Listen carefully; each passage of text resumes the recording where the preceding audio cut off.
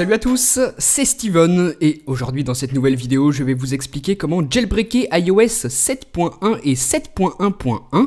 Il s'agit d'un jailbreak de type untethered, donc un jailbreak complet qui fonctionne avec l'iPhone 5S, 5C, 5, 4S, 4, l'iPod Touch 5ème génération, l'iPad 2, 3, 4, l'iPad Air et l'iPad mini ainsi que l'iPad mini avec écran Retina. Donc je vais vous montrer comment faire. Pour ça, vous pouvez utiliser un appareil qui a plein de choses dessus ou alors rien du tout. J'ai testé les deux et ça fonctionne parfaitement.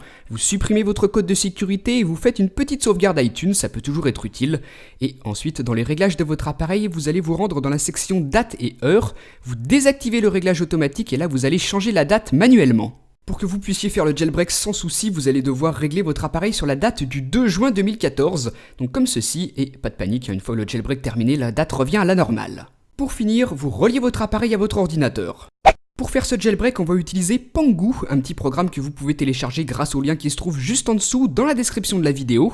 Donc vous le téléchargez, vous l'installez ensuite sur votre ordinateur et ensuite c'est parti, on va pouvoir commencer ce jailbreak. Vous exécutez Pangu et ensuite l'application se présente de cette manière. Donc vous voyez que c'est tout en chinois avec certains caractères qui ne sont pas supportés par l'ordinateur, c'est pour ça que vous avez des points d'interrogation. Ici, juste à droite de ma souris, c'est le modèle de votre iPhone avec sa version d'iOS, donc moi il est en 7.1.1. Ensuite, juste en dessous, la barre grisée, ce sera une barre de progression, et ici, le bouton noir, ce sera le bouton de jailbreak. Pour finir, juste ici, vous voyez que vous avez un petit bouton qui est coché par défaut, et si vous le laissez comme ça va vous permettre d'installer 25pp. Donc je ne sais pas si vous connaissez, c'est une alternative chinoise à l'App Store d'Apple qui permet notamment d'avoir des applications craquées. Donc moi je vais le décocher pour ce jailbreak. Donc voilà pour tout ce qu'il y a à savoir sur l'interface de ce petit logiciel. On peut commencer en cliquant sur le bouton jailbreak et là vous voyez que la petite barre de progression va se remplir progressivement. Au bout de quelques secondes, voilà ce qui apparaît sur votre Springboard. Donc l'icône de l'application Pangu s'est ajoutée autour de vos autres applications.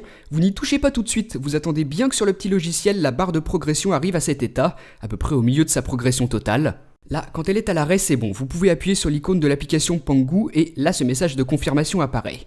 Donc tout ce que vous avez à faire, c'est appuyer sur le bouton continuer. La barre de progression va se remettre en mouvement et sur votre iPhone, votre iPod Touch ou votre iPad, vous aurez cet écran blanc avec le logo Pangu dessus. Donc c'est tout à fait normal et au bout d'un moment, il va même se mettre à redémarrer.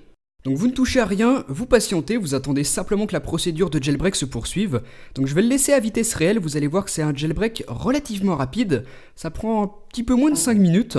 Là, mon iPhone termine de redémarrer et ensuite vous avez de nouveaux écrans blancs qui vont se succéder.